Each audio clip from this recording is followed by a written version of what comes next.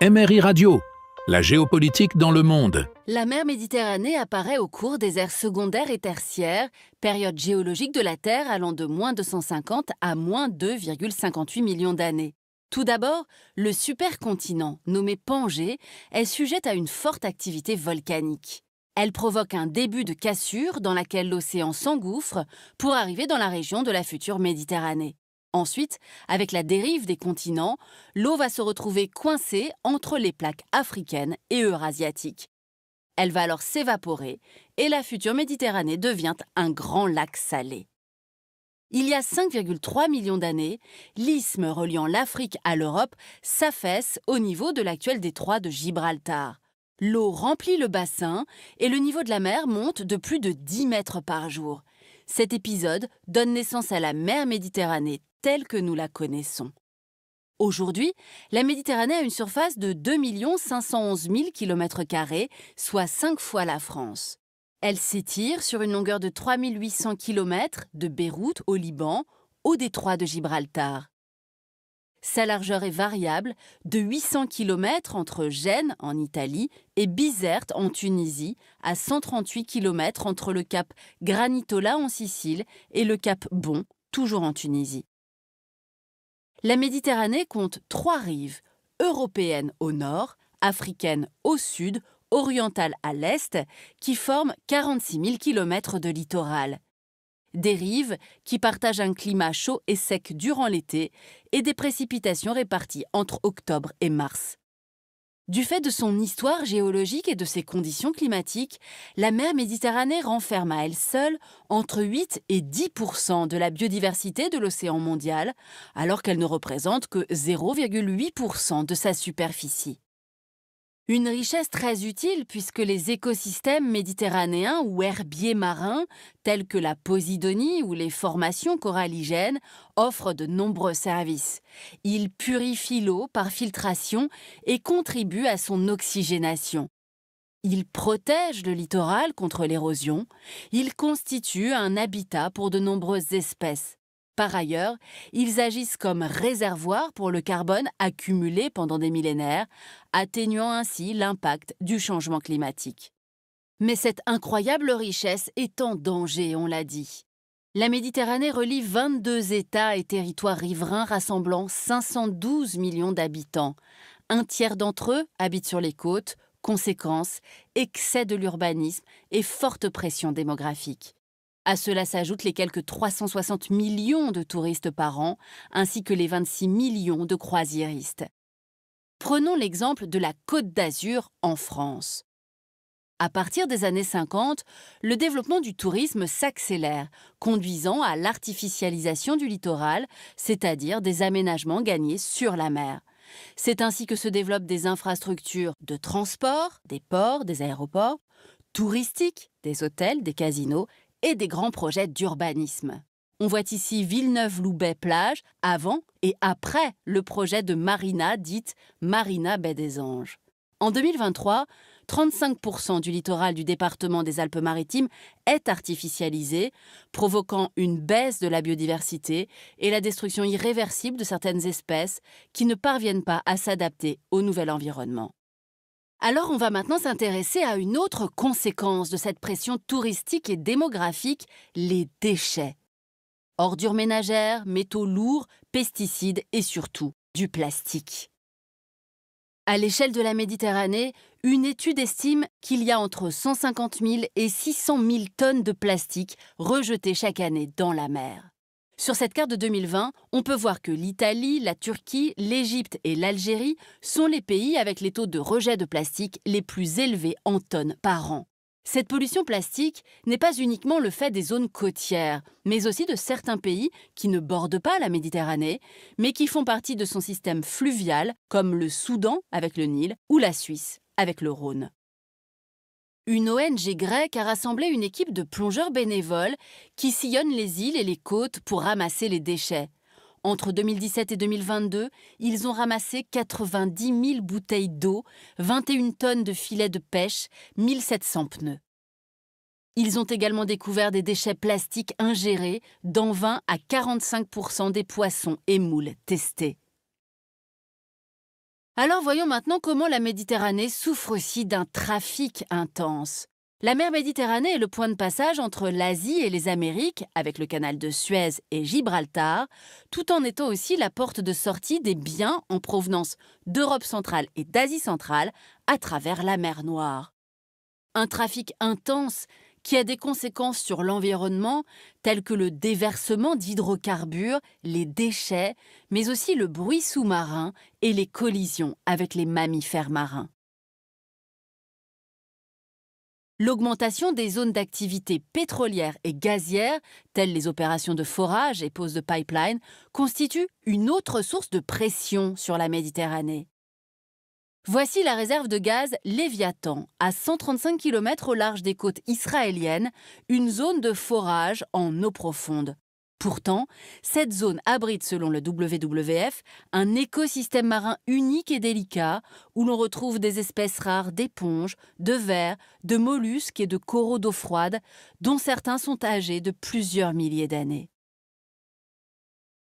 La Méditerranée est aussi menacée par la pêche intensive et l'aquaculture. Ainsi, la Turquie est le pays méditerranéen qui pratique le plus l'aquaculture. Dans la baie de Gülük, la culture intensive du bar entraîne la diminution de l'oxygène dans l'eau. L'excès de nutriments, aliments pour les poissons et excrétions, augmente le niveau d'azote et de phosphore qui entraîne la prolifération d'algues. Résultat, des zones mortes où les organismes aquatiques ne peuvent plus survivre. Les aires marines protégées, ou AMP, ont vu le jour en 1962 à Seattle, à l'occasion de la première conférence mondiale sur les parcs nationaux. Ces AMP sont des zones où, par exemple, la pêche ou l'extraction d'hydrocarbures sont interdites. Ce peut être aussi des zones où les mammifères marins font l'objet d'une attention particulière. Sauf qu'en Méditerranée, ces AMP constituent parfois un véritable mirage. Certaines aires sont volontairement implantées par les États dans des zones peu intéressantes en termes de biodiversité, afin de gonfler artificiellement le nombre d'aires marines protégées. Mais surtout, elles sont souvent insuffisamment réglementées. Ainsi, en 2020, les 1062 aires marines protégées recouvraient seulement 6% du bassin méditerranéen. Mais si l'on observe de plus près les réglementations qui régissent ces aires, le pourcentage tombe à 0,23% d'aires marines ayant des niveaux de protection efficaces, voire même à 0,06% pour les zones entièrement protégées. Des zones que l'on localise sur cette carte, mais qui en réalité sont invisibles à cette échelle. Alors il y a malgré tout, heureusement, des expériences réussies. Ainsi, en France, le parc marin de la Côte Bleue a mis en place 2 zones marines intégralement protégées, la réserve de Carry-le-Rouet et la réserve de Cap-Couronne. Dans ces réserves, toutes les activités humaines telles que la pêche, la plongée, le mouillage des navires et autres sont totalement interdites. Ces 2 réserves sont délimitées en mer par des bouées de balisage de couleur jaune, surmontées d'une croix de Saint-André et d'un éclairage pour la nuit. À cela s'ajoutent des panneaux situés à terre au point d'accès au littoral. Enfin, les sites sont placés sous surveillance tout au long de l'année. Autre motif d'espoir dans ces zones, l'extraordinaire capacité de la vie marine à se restaurer dès lors que l'on réduit la pression humaine. La preuve dans un autre espace maritime, le Pacifique.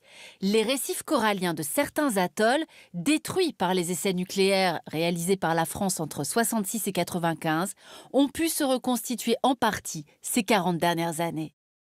Chypre est située dans le bassin levantin, à l'est de la partie orientale de la mer Méditerranée. D'une superficie de 9250 km², Chypre est à peine plus grande que la Corse. Au nord de l'île, la Turquie n'est distante que de 75 km.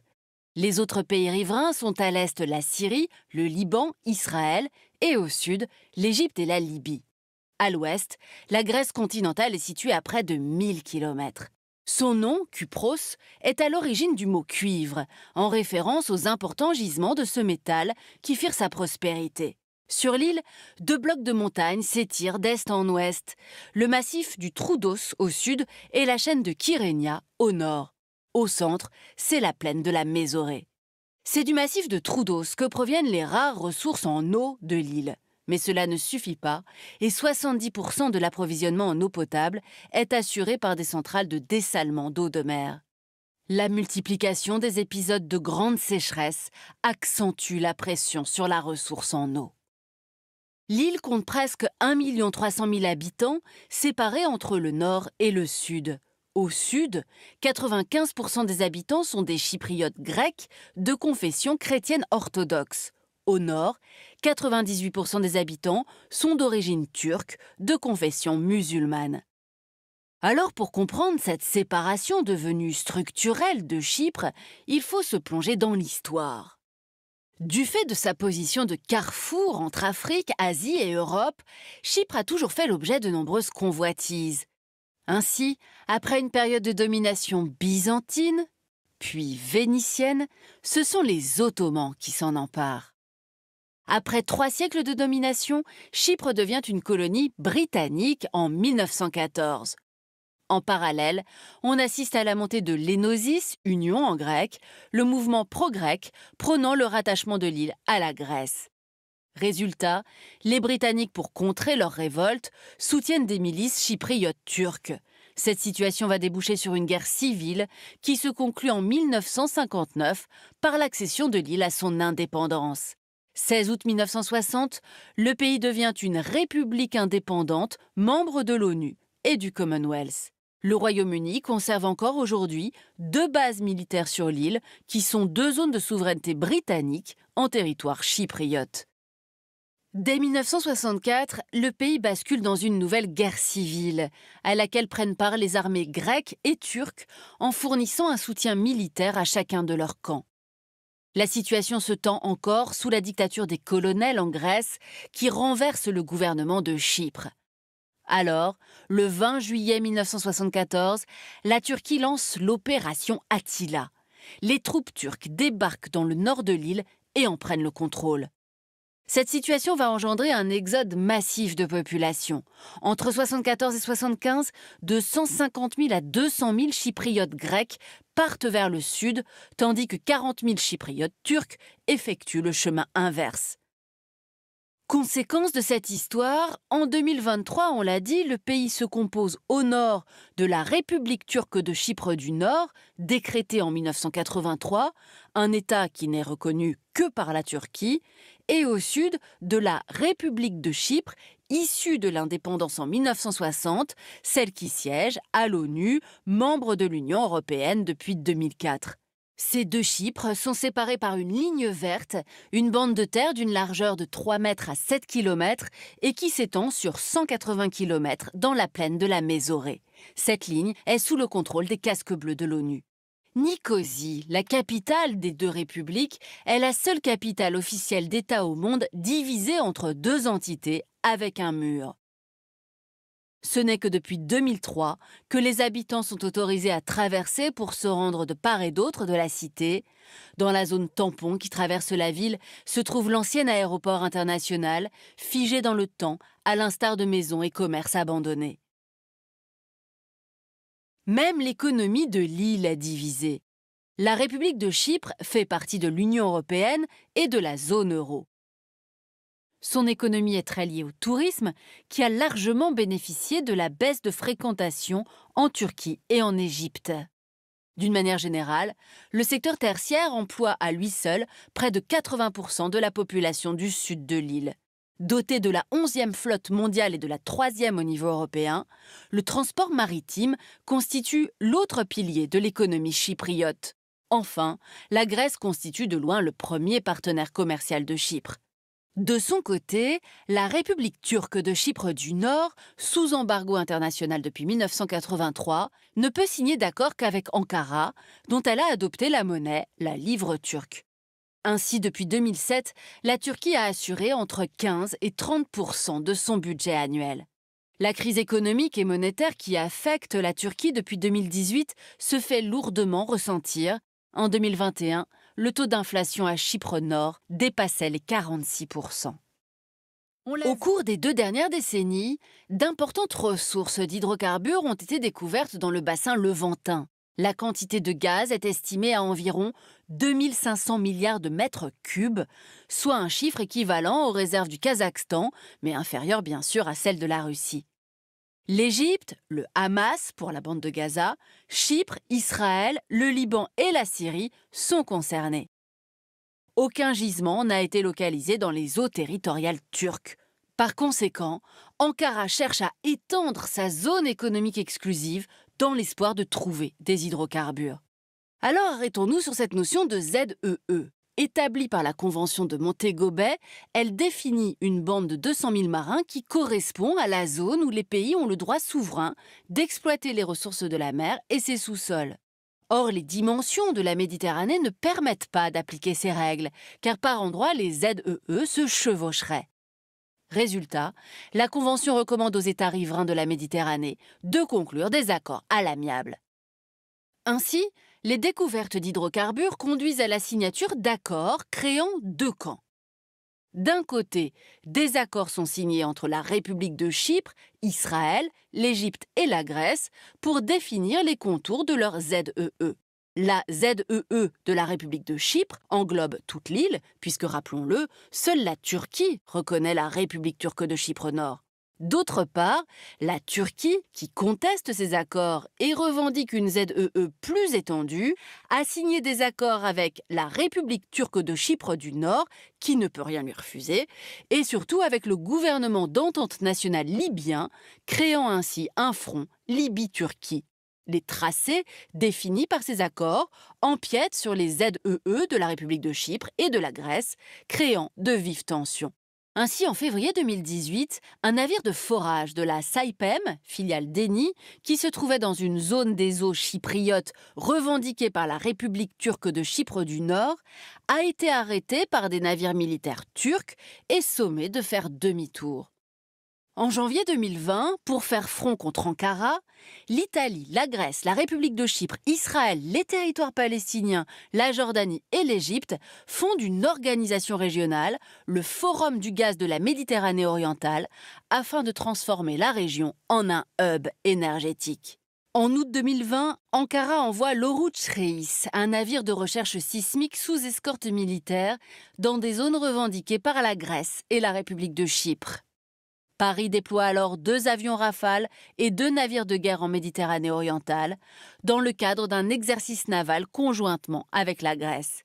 Et l'Union européenne renforce les sanctions à l'encontre d'Ankara. En octobre 2020, la Turquie envoie cette fois un navire de forage, le Yavuz, dans la ZEE chypriote. Pour Ankara, ces interventions sont légitimes au nom des droits et des intérêts des Turcs chypriotes.